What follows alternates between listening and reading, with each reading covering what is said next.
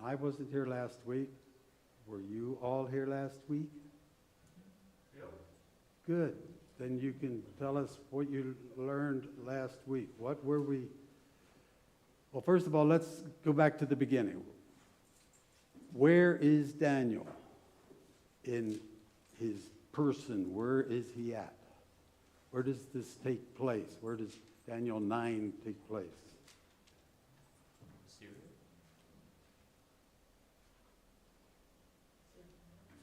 Babylon.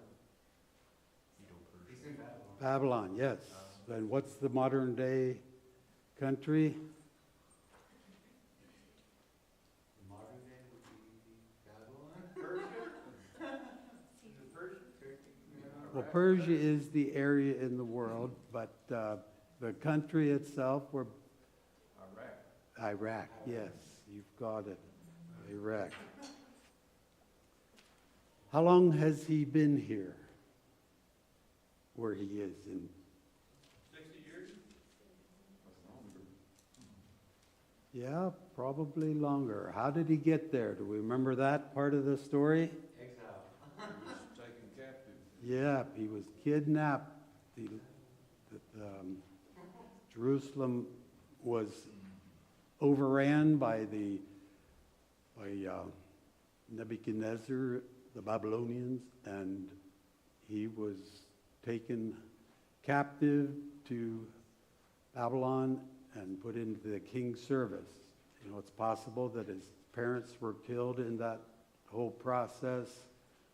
We don't have a whole lot of detail about him other than the fact that he was a committed follower of Yahweh. He was willing to die for what he believed and whom he trusted. So most people believe he was somewhere between 17 and 20 years old when he was taken to Babylon. He was taken in 605, and we are now at about 538. Anyway, he's between 85 and 90 years old now. This is way back in his age. So what is his situation? What is his role where he is? He's high in the kingdom. He's like second in. Yes. Well, he was Nebuchadnezzar made him pretty much the second in command. When Nebuchadnezzar died, his son became king, and then when he was killed by, actually it wasn't his son, it was his son-in-law, and another son-in-law murdered him and became king, and that was Belshazzar. And when Belshazzar was the one that saw the handwriting on the wall and was killed that night, and the new regime, which was the Medes and the Persians, he again was instantly put in a position of high authority. Third in the kingdom, well, that was Belshazzar made him third because Belshazzar was only the second. He was only the king over Babylon. Anyway, he's a foreigner who is high up in the ranks of the government. When the Babylonians fell to the Medes, apparently they kind of released the exiles who had been there, since they weren't the ones that captured them. They didn't care about them, and they left them alone. And some did leave the country, but Daniel stayed. Obviously, he was quite old, and the important thing about him is that he knew his place. He knew what God wanted him to do. He knew that he was where God wanted him because God was speaking through him to these Gentile kings. The fall of Jerusalem, or it wasn't destroyed at that point in 605, but they were overrun, they were captured, the city was broken into. So that starts what period of time relative to the nation of Israel?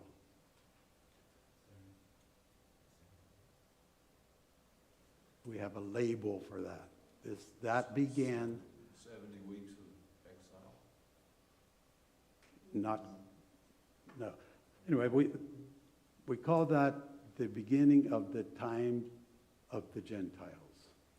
With Jerusalem falling, up until then, Israel was in the center of God's plan, but with all of their terrible sin and apostasy, you remember when the northern kingdom fell. Does anybody know the date for that?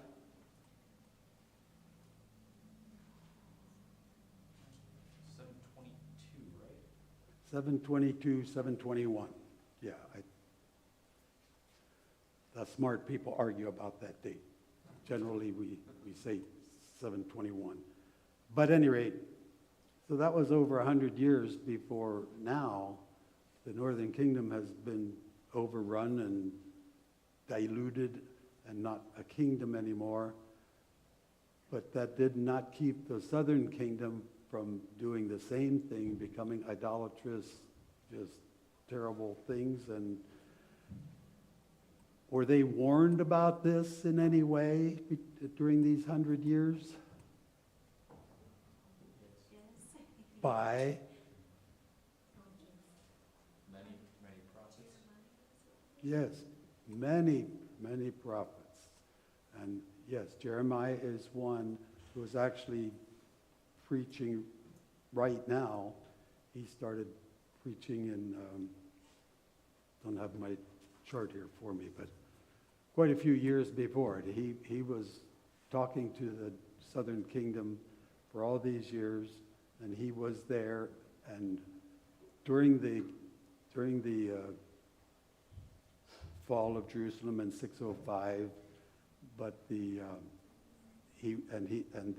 Nebuchadnezzar, well, it wasn't Nebuchadnezzar, his predecessor at that time.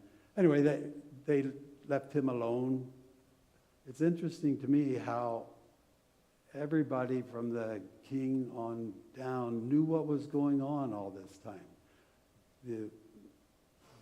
The invading nation knew who Jeremiah was, and that he had been telling them that they were sinning. He had predicted the fall of Jerusalem, and when these guys came in, they left him alone.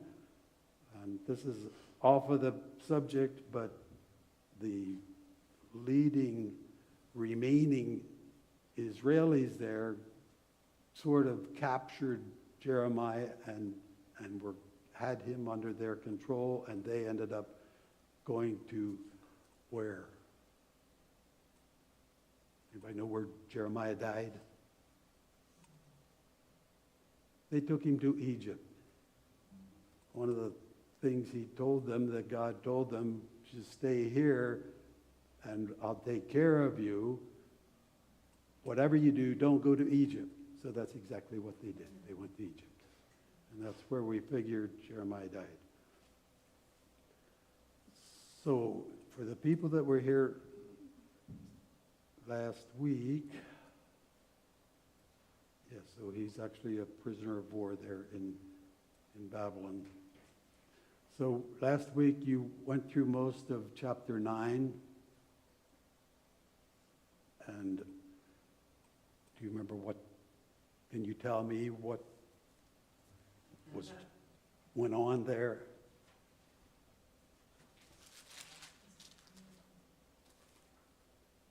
I remember the people were not paying much attention to the prophets, and the prophets were trying to let them warn them. Okay, well now we're focusing on Daniel. What was Daniel doing in chapter 9? Praying Praying. for the nation, and he put himself in there as if he, forgive us, O God. I mean, it's right in verse 4, he prayed to the Lord and confessed his sin. Yep, with fasting and sackcloth and ashes, and he was accepting his part as being Israeli, as he's part of that culture. He's accepting and praying as though he was the one that was doing all this sinning. He's taking responsibility for his people. Exactly right. So what triggered this praying and fasting and petitioning? What triggered that? The visions and things like The book, observing the book, I don't know. Yes, I'm going you've out got to it. the Bible. okay. Verse 2. What? Yeah, read verse 2 for us. In the first year of his reign, I, Daniel, observed in the books the number of the years which was revealed as the word of the Lord to Jeremiah the prophet for the completion of the desolations of Jerusalem, namely 70 years. Okay, so there you have it. So how did he know about Daniel? He's in Baghdad. Jeremiah, or Baghdad, Babylon. Iraq. Yeah, Iraq. There you go. He's in Iraq. Jeremiah was in Jerusalem. Daniel was taken in 605. This prophecy happened after 605, right after, like 604, maybe 603. So Daniel wasn't there when Jeremiah was screaming at him and writing this down. How did Daniel know about that?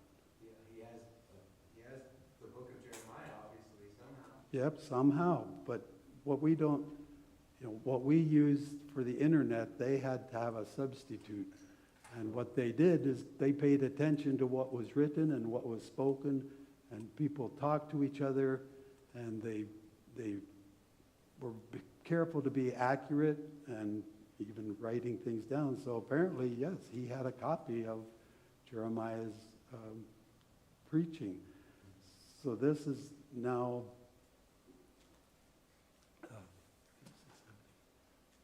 this is right at the time.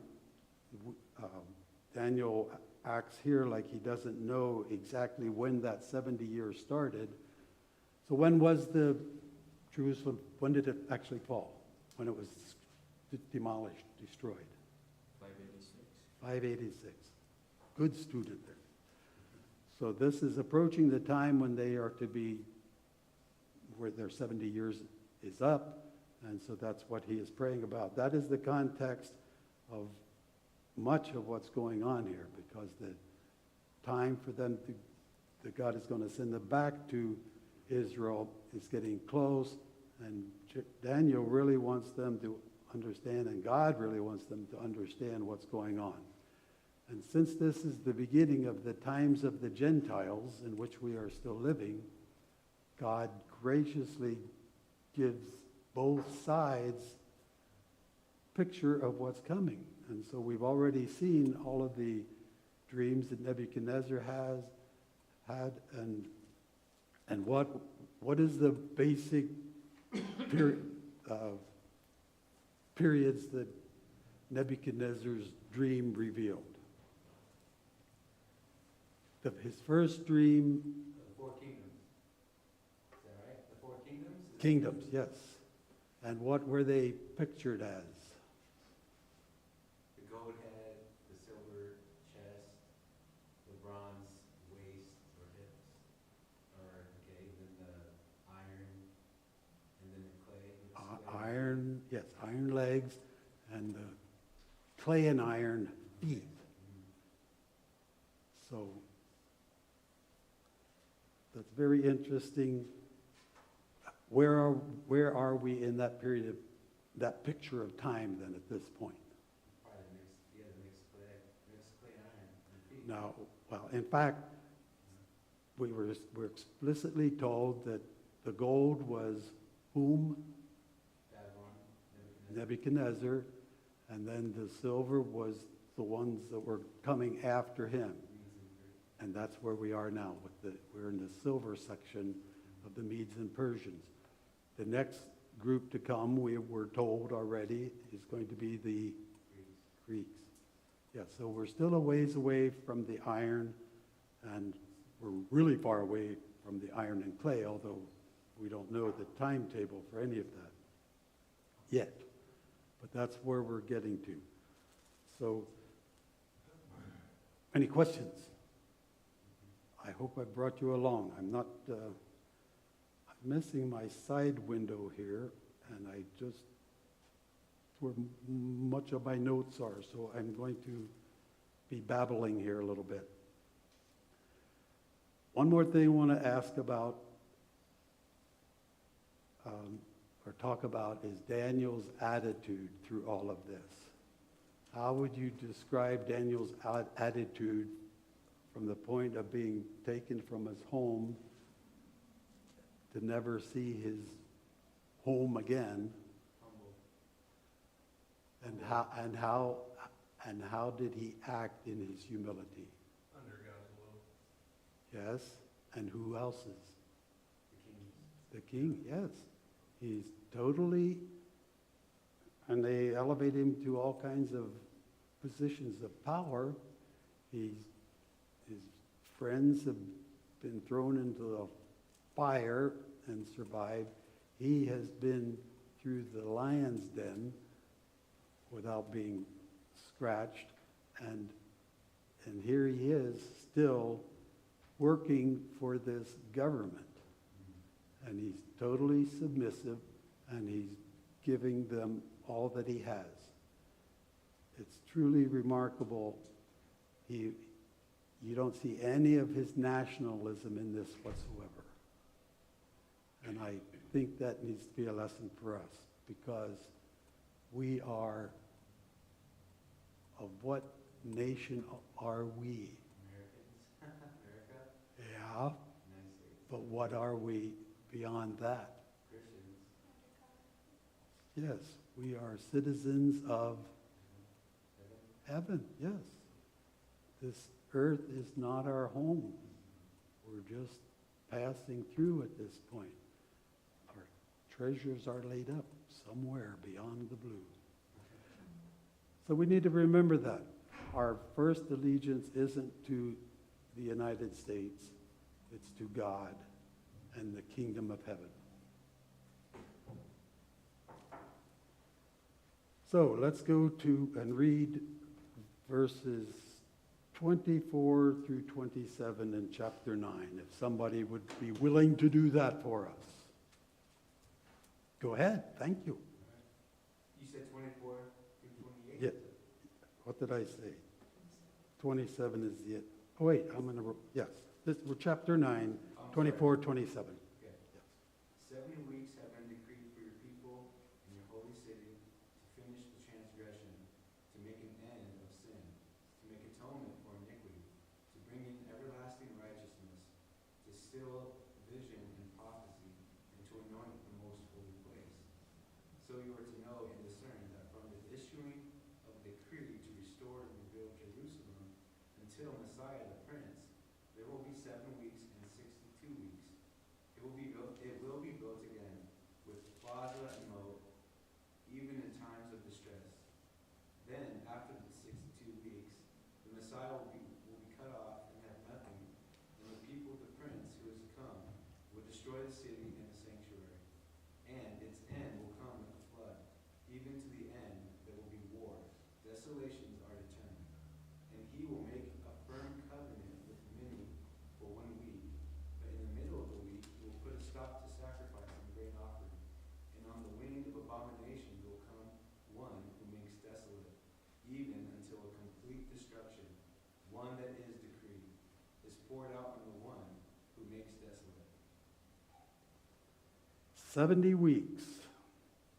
Now, Daniel has just been driven to his prayer and mourning and supplications to God about the 70 years that were promised for the punishment of the nation. And does anybody remember why God said 70 years?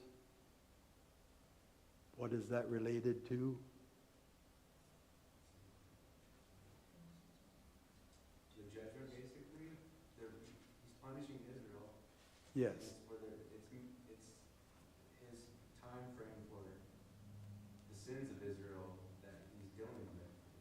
That's what you're looking for. Yeah, and a lot of commentators will relate that to, and I don't have the reference here, but God is telling them that they ignored the Sabbath years all these years, and now the land is going to get their 70 Sabbath years all in a bunch. So he got rid of them to let the land rest. Again, all these things that God has said, he expects them to comply with, and they're just basically ignoring it. But God isn't to be ignored. And we need to remember that ourselves. So 70 weeks now is not 70 years, but 70 weeks of years. So each week is 7 years. So we have these groups. When we read this, we need to be very careful and pay attention to the words. So we've got a reason, or not a reason, but the purpose for these 70 weeks. So let's list those out. What is the first purpose for these 70 weeks? To finish the transgression. Finish the transgression. To make an end of sin. Yes. To make atonement for iniquity. To bring in everlasting righteousness. To seal up vision and prophecy. And to anoint the most holy place. So what he's saying here is and this is the angel Gabriel speaking, this is what's remaining in Israel's history. 70 weeks, 70 times 7, 490 years are remaining in Israel's history. That sounds pretty short. How long have they been in existence?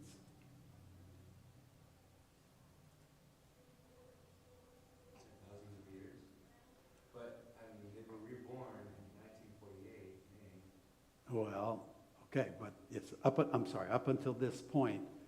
Yeah, so the call to Abraham was, we figure, about 2000 BC, and this is getting down close to 500.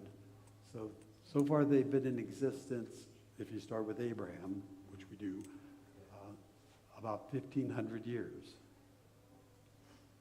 And if there's only 490 years left,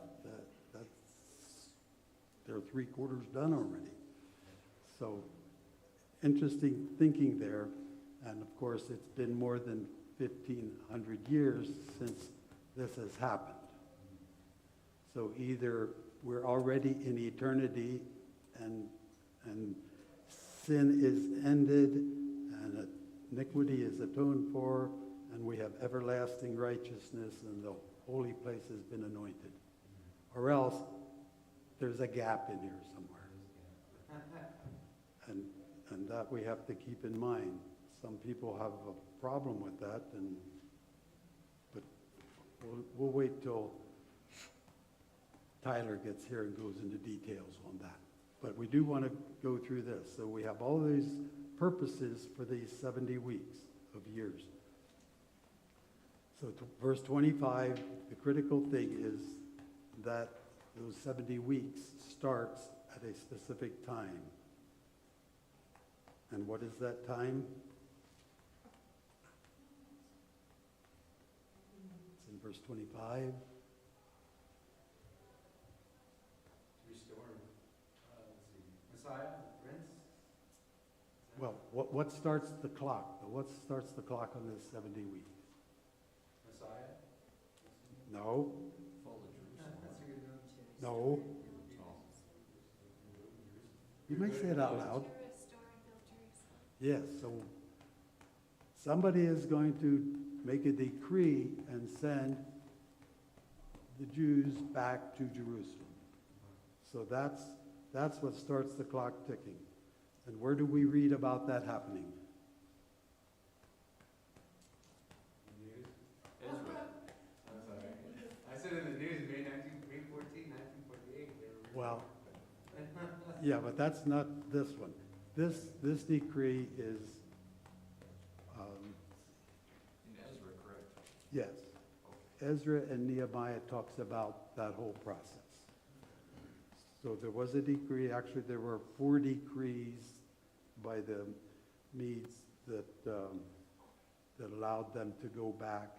But then there was a final decree which we read about in Ezra and Nehemiah, where they actually were bankrolled, they were given protection to get back there, they were given supplies to rebuild the temple and the city. And we most reasonably understand that to be that period of 7 weeks that took that to happen, that first 7 weeks in this clock. Because it took them a long time to get the temple rebuilt and the walls and the houses restored. And as it said, it will be built again with plaza and moat, even in times of distress. And if you remember the story of Nehemiah, how did they go about building the wall?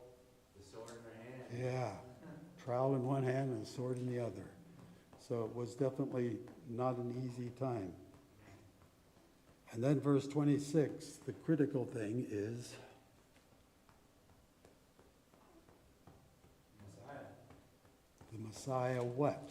will be cut off. Well, yes, the Messiah shows up and then is cut off and has nothing. And furthermore, the people of the prince who is to come will destroy the city and the sanctuary. Its end will come with a flood. Even in the end, there will be war. Desolations are determined. So when do we figure that happened? Hasn't happened. That, the prince has, because that's the Antichrist that he's referring to as the prince. Okay, but it isn't the prince, it's the people of the prince who is to Oh, come. okay. So those people are the ones that accomplished this first destruction, killing the prince, killing the Messiah, and destroying the city. So 70 AD. 70 AD. And if you, the clock here on the 7 weeks plus the 62 weeks, the end of the 69 weeks was, guys have calculated, and it's just right at the date of the triumphal entry. And then after that triumphal entry is when the Messiah is killed, and of course, eventually then the city was, 30 years later, then the city was totally destroyed. So that's pretty much where this clock stopped then, at 69 weeks. And then, so we have a gap between the end of 26 and the beginning of verse 27. So 27 is talking about the prince who is to come. And he will come from the people who destroyed Jerusalem. So we're looking for someone rising up out of the remains of the Roman culture. And a guy who could be living right now. We don't know. So that's where we get the last week. He will make a firm covenant with the many for 1 week, but in the middle of that week, he will break that covenant, put a stop to the sacrifice and offerings, and will just do terrible, terrible things until he is destroyed. And where do we find more details about that? Well, the news is one place. Where do we get the final details? Revelation. Yes, in Revelation. So that's the setup for the rest of the history of the nation of Israel. And yes, the year I was born, they became, for the first time since 70 AD, were given by the world governments their own property back. And they've been fighting for it ever since. So we have a ways to go on that, and we don't know when that clock starts ticking again. And we believe we won't be here to see that. Okay, any comments or questions about the 70 weeks? I've always appreciated how, like, even though we, on a cursory reading, we probably wouldn't have ever, if we were in the time of Daniel, we would have read this and been like, oh yeah, 70 weeks isn't going to be nothing. It's going to be done in the time of Jesus. But there is that very clear break there where there shall be 7 weeks and then 62 weeks. And so you've got 69 weeks total, and There's no Then word it about the just 70 breaks weeks. off Yep. right there, and there is the gap even in the passage where they don't address the 70th week until Yep. way later. So even in the passage, despite the fact that they probably wouldn't have seen it at the time, it's very clearly in the text. Very clearly there now for us who can look back on all of this. 9/6/2020. Okay, so this, come on, where'd you go?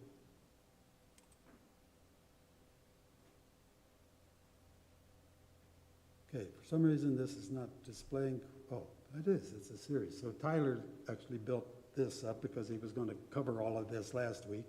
And obviously, oh my word, this is going to have to be fast. So I've got all of chapter 10 to go yet. We're not there yet. But it is there's not nearly as much important stuff to cover there. That's very important, but it's not as much. So we have the 7 weeks of years. That was for the command to rebuild Jerusalem. You can read that in Nehemiah 2, 1-8. Then we have the 62 weeks, which is another 434 years. And that brings us up to Jesus' time on earth and his death. Of course, we read about that also in Isaiah. So that's Daniel's 69 weeks. So there's 1 week remaining, and we are in that space in the middle there. Getting close. Well, it certainly appears to be close to us. So this is the time of the Gentiles, and you can read about that in Ephesians 3 there and in Luke 21. So now we go to chapter 10. And chapter 10 is basically an introduction to chapters 11 and 12. That's where the rest of the details, but now we switch from the history of Israel to the future history of us, the times of the Gentiles.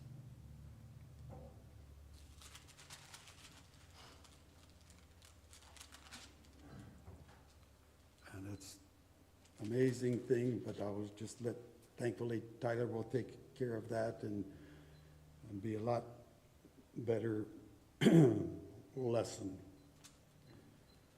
So here in the beginning of chapter 10, we see that Cyrus, and they argue about who that guy actually was. He might be Darius, another name for Darius, or not, but Daniel got another vision. Again, going back to his concern about those 70 years of punishment being ended, he's very much concerned about the nation being ready to go back to their homeland and living for God. So he is still focused on that, and he gets a visitor. He's out on the banks of the Tigris River, and he gets this terrifying scene and a terrifying message. He basically passes out when he sees this guy. Is it a guy? Well, a person. But there's a very interesting similarity to the person that he is seeing and the person that John sees in Revelation chapter 4, I believe, is where he sees that. Yes. However, as we read through this, I certainly have come to the conclusion, and most people come to the conclusion, that this isn't Jesus that he's seeing there. So let's read. Can I get someone who will read? Let's see. Let's read verses 10 through 14. I can get it. Thank you. 10 through 14. Yes. And behold, a hand touched me and set me trembling on my hands and knees. And he said to me, O Daniel, man, greatly loved, understand the words that I speak to you, and stand upright, for now I have been sent to you. And when he had spoken this word to me, I stood up trembling.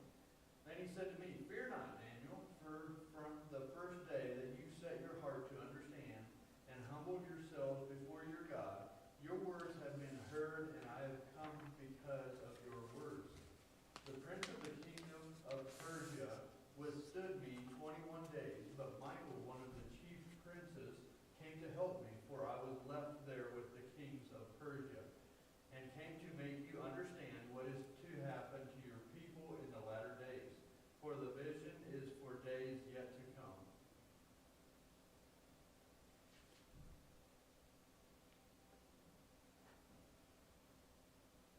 So what strikes us about this section? Well, it's clearly not Jesus, that's for sure. Why do you say that? Well, he was held back, and ain't no holding back when it comes to the Lord, that's for sure.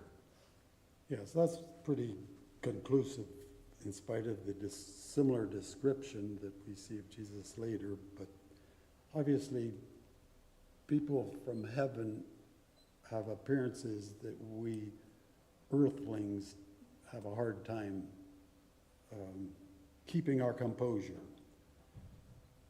When he first started speaking in verse 9, Daniel fell into a deep sleep on my face, with his face to the ground. He passed out.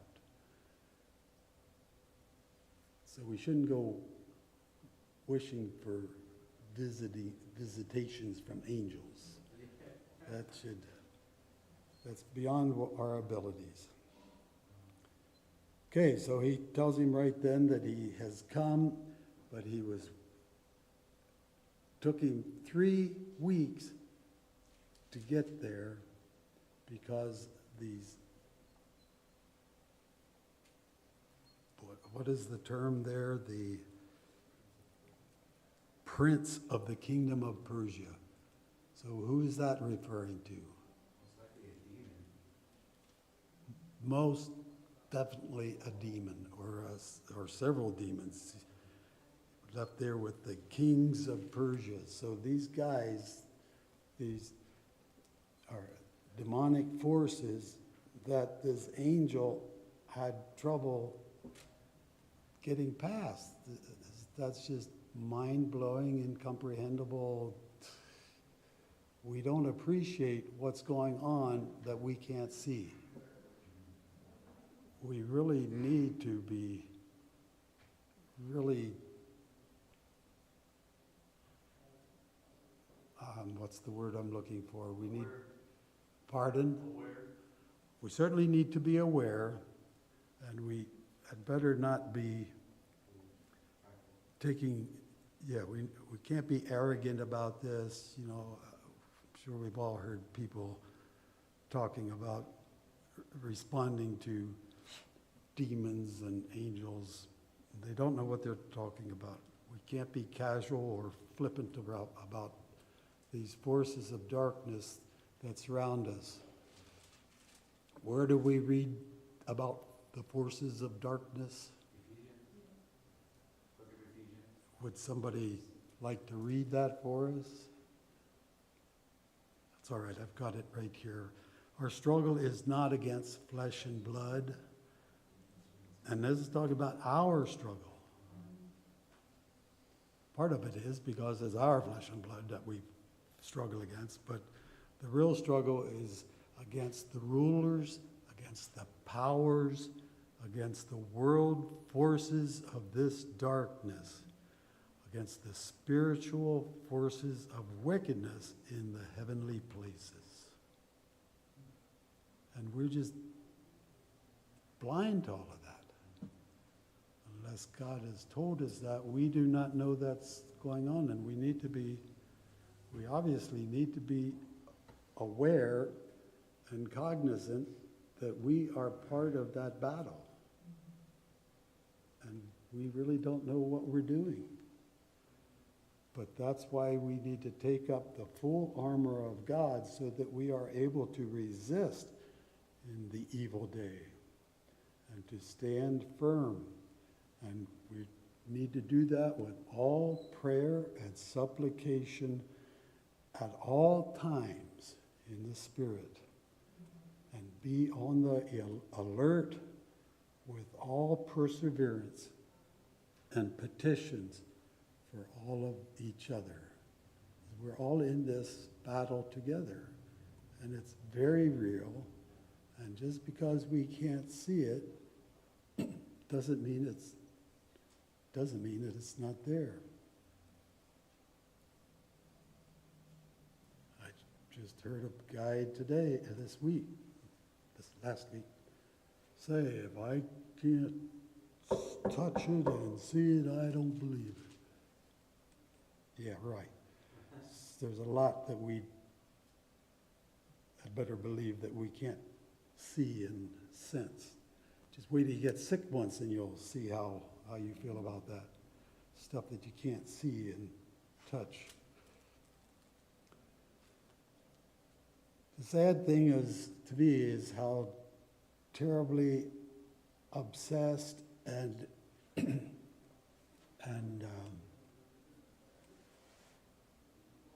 actually captivated and that our culture is towards this kind of unseen stuff. It's if you look at the major percentage of entertainment, it's focused on that kind of stuff. It's just become an addiction to our culture. And they have no idea what they're talking about. And they try to make things as ugly and scary as they can, and they have no idea what they're dealing with. And we are part of the battle against that sort of thing. But it's not against the flesh and blood part of it, but against the spiritual forces of wickedness in our culture, in our world. They don't realize that it's the enemy fighting that war through them. Through them, For the yes. minds and the hearts Yep. and the young of everyone. Of everyone. We live, this world has been given into the hand of Satan, and we cannot understand. That's why it's so puzzling to read this. This powerful angel was delayed in his struggle, and God didn't seem to do much about it. He even had to have Michael, who is apparently Israel's personal assigned superpower angel, in order for him to get past these guys, and then he has to go back again and continue fighting it. So these demonic forces of certainly world governments, we're told right here, are fighting against God and against God's people, whoever they are and wherever they are, all the time. We just should be trembling and passing out ourselves more often. And doing what Daniel did, praying to Pray. God, that's where our strength and our, because it's like what you're saying, we have no clue, I mean, we do. We have a because it's clue, that's Word, it, yeah. But yet, But we can't see it. Unfortunately, we can't, because I think we would pass out instantly if we saw what's going on. So he's actually protecting us, and he's protecting us all the time so that we aren't consumed, that we aren't overrun. So yes, that's Ephesians 6, verses 12. There's been for much of my life, there's a couple of verses in 2 Kings chapter 3 that have always baffled me and frightened me. And I'll just read this. This is 2 Kings 3, and this is during Judah, southern kingdom's decay, but they were out fighting a battle, and the northern king and the southern king went together, and they also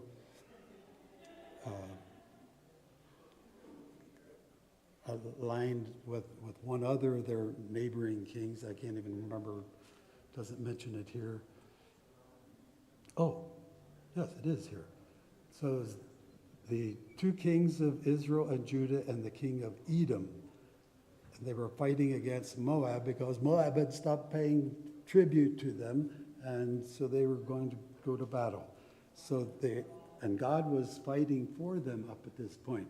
He had them dig ditches, and the water filled the ditches. And when the king of Moab and his army got up in the morning, because to fight the battle, they saw this water and the sun was shining on it, and they thought it was blood and figured that the three kings had ended up fighting amongst themselves and everybody was dead. And so they went running in there to clean up the spoil. And of course, there became a big battle, and the battle was too fierce for the king of Moab, so he took with him 700 men who drew swords to break through to the king of Edom, but they could not. This is verse 26, 2 Kings 3. Then he took his oldest son, who was to reign in his place, and offered him as a burnt offering on the wall. And there came a great wrath against Israel. And that ended the war. They quit and went home. Each went home to their own land. So God allows these forces to affect us. We don't know it, we don't see it, but our battle is against not of flesh and blood, but against rulers and powers and darknesses, the spiritual forces of wickedness in the heavenly places. So we need to be, along with being optimistic and confident in God, we need to watch our walk, watch our prayer life, our holiness, and just know that all of this is a whole lot bigger than we are. And without God, we can't do anything. Our time is up. Thank you for hanging in here with me. And I'm sorry about the failure of my technology. Anybody have anything to add or say? Verse 10, chapter 10, verse 12, where it says, he humbled himself. And Yes. that's really important, because that's what we all need to do. If, you know, before God, that's what Daniel did, and so that's a great example to follow. Yeah, considering Daniel was who he was, who were we compared? So we had better be humble. Okay, thank you. No, thank you. Thank you. Yeah, good job, Jerry. You're welcome, indeed.